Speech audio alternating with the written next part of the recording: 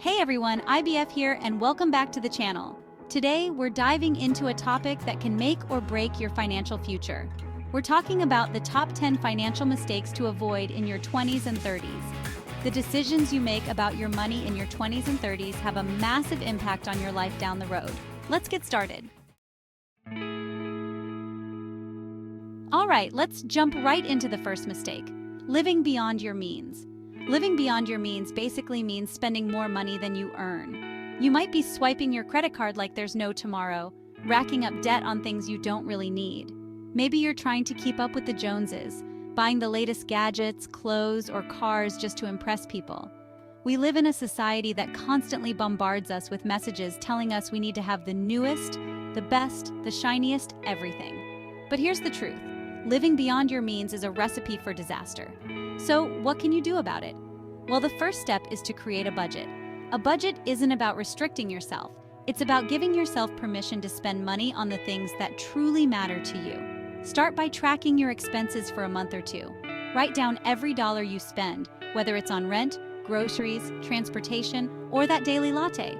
Once you have a clear picture of where your money is going, you can start making adjustments. The goal is to free up some extra cash flow so you can start living within or even below your means. Moving on to mistake number 2, ignoring budgeting and financial planning. Many people put off budgeting because they think it's too time-consuming or too complicated. But here's the thing, folks, budgeting isn't just about penny pinching. It's about taking control of your finances. Imagine you're going on a road trip. You wouldn't just hop in the car and start driving without a map or a destination in mind, would you? A budget acts as your financial roadmap, helping you navigate your way to your goals. So how do you go about creating a budget? Start by identifying your income and expenses. Your income is pretty straightforward. It's the money you earn from your job, side hustles, or any other sources. Your expenses can be categorized into two types: fixed and variable. Fixed expenses are those that stay relatively the same each month, like your rent or mortgage, car payment, and utilities. Variable expenses, on the other hand, fluctuate from month to month, such as groceries, entertainment, and shopping. There are tons of budgeting tools and apps out there that can help you with this process. The key is to find a system you'll actually stick to. Let's talk about mistake number 3, not having an emergency fund. Life is unpredictable and unexpected expenses can pop up when you least expect them. Your car could break down, you could lose your job, or you could face a medical emergency. That's where an emergency fund comes in. An emergency fund is essentially a stash of cash that you set aside specifically for unexpected events. It's your financial safety net, there to catch you if you fall. Without one, you might be forced to rely on credit cards or high-interest loans to cover unexpected expenses, which can quickly lead to a spiral of debt. So how do you build an emergency fund? Start by setting a savings goal. A good rule of thumb is to aim for at least 3 to 6 months worth of living expenses. Start small. Even if you can only afford to save $50 or $100 a month, that's better than nothing. The key is to be consistent. You can even automate your savings so that a certain amount is transferred from your checking account to your savings account each month.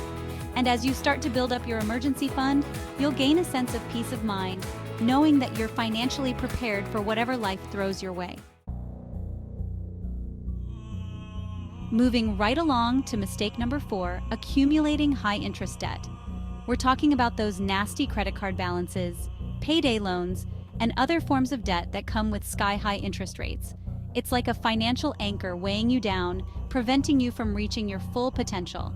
High-interest debt has a sneaky way of snowballing out of control.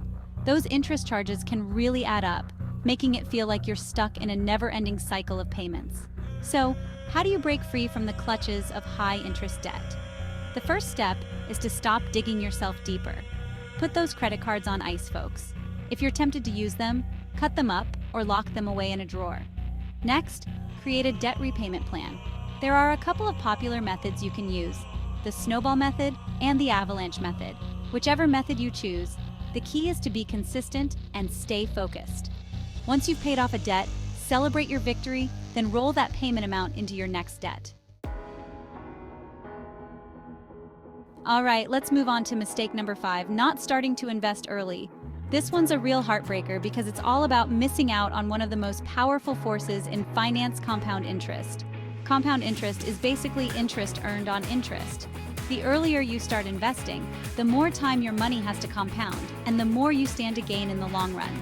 A lot of people, especially young adults, shy away from investing.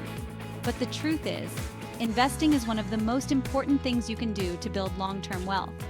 There are tons of beginner-friendly investment options available, such as index funds and ETFs, which allow you to invest in a diversified portfolio of stocks with just a small amount of money.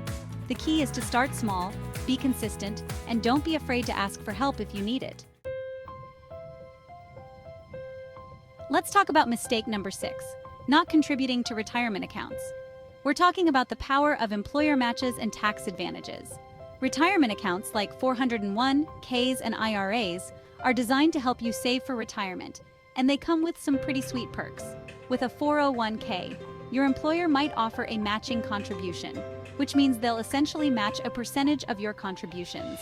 It's like getting a bonus just for saving for your future. And then there are IRAs, which offer tax advantages that can help you save even more. The earlier you start contributing to retirement accounts, the better off you'll be in the long run. Time is your greatest asset when it comes to retirement savings, thanks to the magic of compound interest. So, if your employer offers a 401(k) plan, take advantage of it. Contribute at least enough to get the full employer match. That's free money, folks. Let's move on to mistake number 7, relying solely on a single income stream. Imagine for a moment that your entire income depends on your job. Now, what happens if you lose your job unexpectedly? Or what if something happens and you're unable to work? Suddenly, your primary source of income dries up, leaving you in a vulnerable position. That's why it's crucial to diversify your income streams. By creating multiple sources of income, you're essentially building a financial safety net. If one stream dries up, you've got others to fall back on.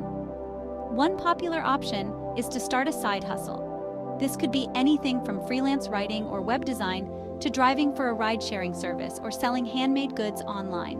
Another option is to invest in assets that generate passive income, such as rental properties, dividend-paying stocks, or online businesses.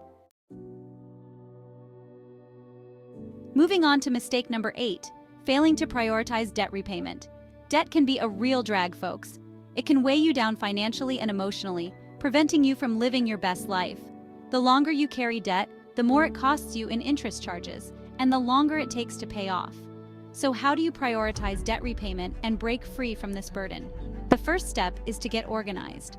List out all of your debts, including the balances, interest rates, and minimum payments. Once you have a clear picture of your debt landscape, you can start formulating a plan of attack. One effective strategy is to focus on paying off your highest interest debt first, while making minimum payments on your other debts. This approach, known as the avalanche method, can save you money in the long run by minimizing the amount of interest you pay. The key is to find a strategy that works best for your financial situation and stick to it. Let's talk about mistake number 9, neglecting insurance coverage. Insurance is designed to protect you from financial ruin in the event of unexpected events, such as illness, accidents, or natural disasters. It's like a financial safety net, there to catch you if you fall. But here's the thing, a lot of people, especially young adults, either have inadequate insurance coverage or no insurance at all. They might think they're invincible, that nothing bad could ever happen to them. But the truth is, not having adequate insurance coverage can be incredibly risky. If something unexpected were to happen, you could be left with a mountain of medical bills, legal fees, or other expenses that could quickly wipe out your savings and put you in a difficult financial position. So, what types of insurance should you consider? Some of the most common types include health insurance, renter's insurance, car insurance, and life insurance. The key is to assess your individual needs and find insurance policies that provide adequate coverage at a price you can afford. Remember, insurance is an essential part of responsible financial planning. And finally, mistake number 10, failing to educate yourself on personal finance. Personal finance is a lifelong journey, and it's essential to equip yourself with the knowledge and skills you need to navigate the complexities of money management. Financial literacy is about understanding basic financial concepts, such as budgeting, saving, investing, debt management, and insurance. It's about being able to make informed decisions about your money, so you can achieve your financial goals and live a life of financial freedom. So, how do you go about improving your financial literacy? There are tons of resources available to help you learn, and many of them are completely free. You can start by reading personal finance books, blogs, and articles. You can also watch educational videos on YouTube, listen to podcasts, or even take online courses. Remember, financial literacy is not a one-time event. It's an ongoing process. That's it for the 10 financial mistakes to avoid in your 20s and 30s. We covered a lot of ground today, from living beyond your means and ignoring budgeting to neglecting insurance coverage and failing to educate yourself on personal finance. The good news is that by being aware of these mistakes and taking steps to avoid them, you can set yourself up for financial success. If you found this video helpful, please give it a thumbs up and share it with your friends. And don't forget to subscribe to the channel for more financial tips and advice. What other financial mistakes do you think are important to avoid? Let me know in the comments below.